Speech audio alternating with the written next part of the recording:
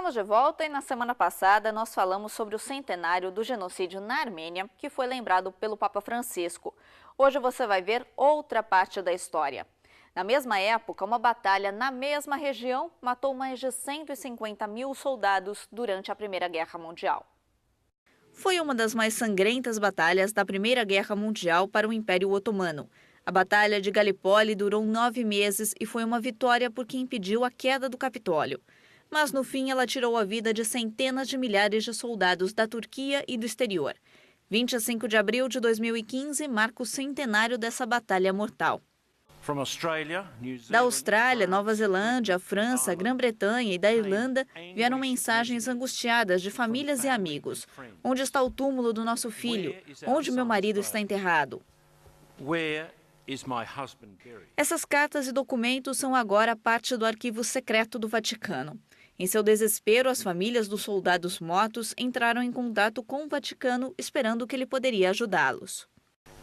Após a Batalha de Galípoli, cartas foram enviadas para a Santa Sé de famílias perguntando o paradeiro dos túmulos dos seus filhos que morreram ou que foram dados como desaparecidos. A Embaixada da Turquia, junto à Santa Sé, organizou um fórum juntamente com a Embaixada Australiana para marcar o centenário e para lançar luz sobre o papel da Santa Sé em ajudar a encontrar os desaparecidos. Naquela época, Bento XV era o Papa. Ele, juntamente com seu secretário de Estado, o cardeal Gaspari, estendeu a mão para anúncios, sacerdotes e religiosos e fez o que podia para ajudar as famílias. Esses representantes da Santa Sé deram consolo prático e espiritual para quem trabalha para localizar as sepulturas e proporcionar o conhecimento dos locais de sepultamento, quando essa informação era tudo para aqueles que buscavam e serviam. Cerca de 130 mil soldados da Turquia e seus aliados morreram. Da Grã-Bretanha foram 25 mil, da França 10 mil e outros 10 mil da Austrália e Nova Zelândia. O centenário dessa batalha chega em um momento tenso entre Turquia e Armênia.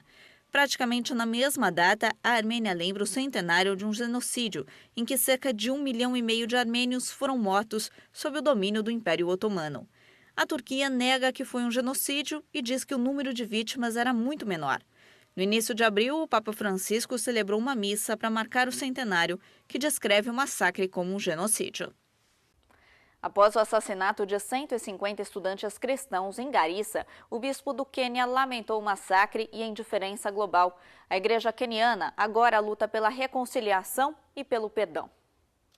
Quando o Papa Francisco se reuniu com o bispo do Quênia, um dos principais problemas discutidos foi o recente massacre de 150 estudantes cristãos na Universidade de Garissa. Ataque que foi reivindicado pelo Estado Islâmico. Visivelmente abalado, o bispo Antoni Mueria disse que estava desapontado com a reação internacional, que não prestou atenção suficiente para a tragédia. Eles só abordam algo se são diretamente afetados. Se as vítimas tivessem sido alunos de intercâmbio dos Estados Unidos, acho que a reação internacional teria sido diferente. Segundo o bispo, a comunidade internacional precisa tomar medidas para cessar o extremismo islâmico. O problema não é mais isolado, pelo contrário, é um desafio global. Isto é o que temos de destacar uma vez e outra. Se a vítima for americana, italiana, queniana, africana, indiana ou asiática, se a pessoa é educada ou não, muçulmana ou pobre, é uma vida, são 150 pessoas. É uma vida e 150 é demasiado.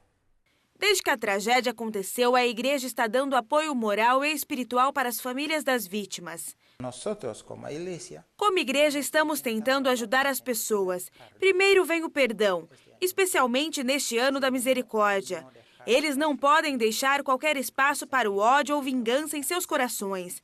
Não é fácil, porque são seres humanos, para sentirem uma sensação de dor e amargura. A igreja tem uma forte presença no Quênia.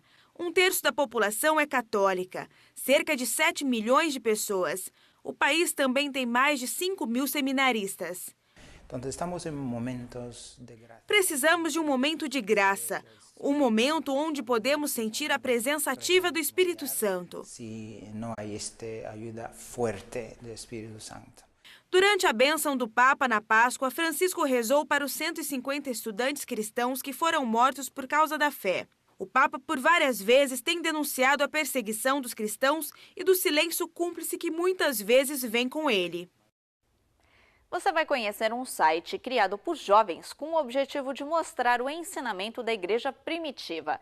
Lá você vai aprender sobre os primeiros cristãos e ver que muita coisa ainda se repete nos dias de hoje. As primeiras comunidades cristãs foram formadas há 2000 anos. Mas o problema daquela época talvez não são muito diferentes do que as pessoas enfrentam hoje. Eu te digo, hoje há mais mártires do que nos tempos dos primeiros cristãos. Hunter, Jaime e Sene são os criadores do site Primeiros Cristãos. O site descreve a vida de pessoas reais que pertenciam à igreja primitiva. Para eles, os cristãos de hoje podem aprender muitas lições com a forma de viver a fé de antigamente.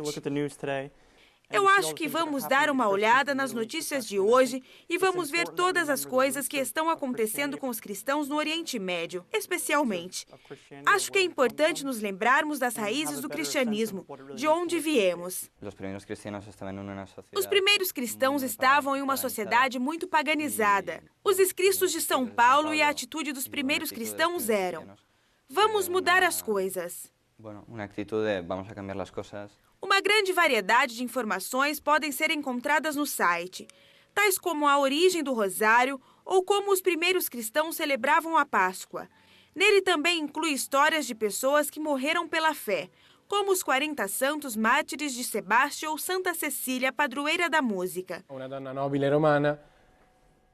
Uma mulher nobre romana que tinha se convertido cantava hinos a Deus enquanto era torturada. Você descobre como os primeiros cristãos viviam em um mundo que, em certo sentido, é semelhante à nossa vida, porque eles eram poucos, mas eles tinham grandes aspirações. O site já tem 8 anos de idade e as publicações são em inglês, francês, italiano e espanhol. Lá você encontra também as últimas notícias sobre o Papa Francisco. Para os criadores, um site sobre o passado ainda não pode faltar as informações do presente.